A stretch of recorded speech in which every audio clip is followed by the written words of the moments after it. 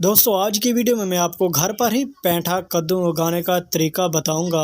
अगर आप भी इसी तरीके को फॉलो करके घर में पेंठा कद्दू के बीज लगाएंगे तो आपके लगाए हुए बीज कामयाब होंगे। तो दोस्तों पेंठा कद्दू के बीज लगाने से पहले आपको अच्छी मिट्टी लेनी होगी।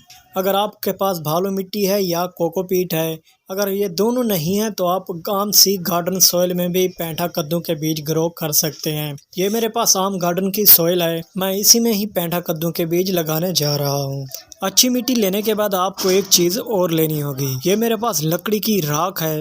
ये लकड़ी की राख मैं इस मिट्टी में मिक्स कर लेता हूँ। इस लकड़ी की राख से ये फ़ायदा होगा कि मिट्टी में जितना भी फंगस होगा या छोटे छोटे से कीड़े मौजूद होंगे वो इस लकड़ी की राख से हमेशा के लिए ख़त्म हो जाएंगे और इस मिट्टी में जो हम बीज लगाएंगे वो भी कीड़े मकोड़ों से महफूज रहेंगे। और इस लकड़ी की राख का जो सबसे बड़ा फ़ायदा है वो ये है कि गमले के अंदर कभी मिट्टी सख्त नहीं होगी, बल्कि इस लकड़ी की राख से मिट्टी हमेशा नरम रहेगी, जिसके बाद पेंठा कद्दू के लगाए हुए बीज जल्द ही जर्मिनेट होंगे। मिट्टी में लकड़ी की राख मिक्स कर लेने के बाद आपको जो और चीज़ लेनी होगी वो है एलोवेरा। आपने एक छोटा सा टुकड़ा एलोवेरा का ले लेना है।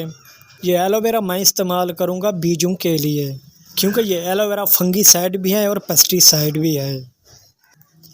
आपने इस एलोवेरा को इस तरह इस्तेमाल करना है कि बीजों को मिट्टी में लगाने से पहले आपने एक एक बीज पर एलोवेरा की जेल लगा देनी है, जैसे मैं लगा रहा हूँ। इससे बीज मिट्टी में गलने से भी महफूज रहेंगे और बीजों पर फंगस भी अटैक नहीं करेगा, जिसके बाद आपके लगाए हुए बीज अच्छे से जर्मिनेट भी होंगे और पौधे भी बनेंगे। दोस्तों अगर आप बीज गमलों में लगा रहे हैं तो आपने मिट्टी में बीज नहीं दबाने, बल्कि ऐसे ऊपर ही रखना है जैसे मैं रख रहा हूँ।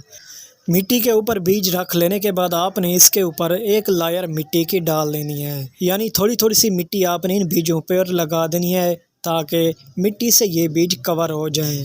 बीजों को मिट्टी से कवर कर लेने के बाद आपने इनको शावर से पानी देना है या हाथ की मदद से थोड़ा थोड़ा सा पानी भी इसमें डाल सकते हैं। अगर आप इसमें डायरेक्टली ही ज़्यादा पानी डालेंगे तो पेंठा कद्दू के बीज इधर से उधर हो जाएंगे, जो बाद में अच्छे से जर्मिनेट नहीं होंगे। इसलिए शावर की मदद से थोड़ा सा पानी ऊपर आपने लगा देना है। बीज लगा लेने के बाद आपने इनको ऐसे ही रख देना है। 20 से 30 टेम्परेचर के जहाँ पर जगह हो वहाँ पर इस बीजों को रखना है। तो दोस्तों देखते हैं कि इसका कुछ दिनों के बाद क्या रिज़ल्ट आता है। 15 दिन के बाद का रिज़ल्ट ये देखो दोस्तों, 15 दिन के बाद बहुत ही अच्छा सा रिज़ल्ट मिला है। लेकिन कुछ सीड ये जर्मिनेट हुए हैं और कुछ अब बाकी रह चुके हैं, लेकिन जो जर्मिनेट हो चुके हैं वो अच्छे से ग्रो कर रहे हैं। तो दोस्तों कुछ और दिन वेट कर लेते हैं।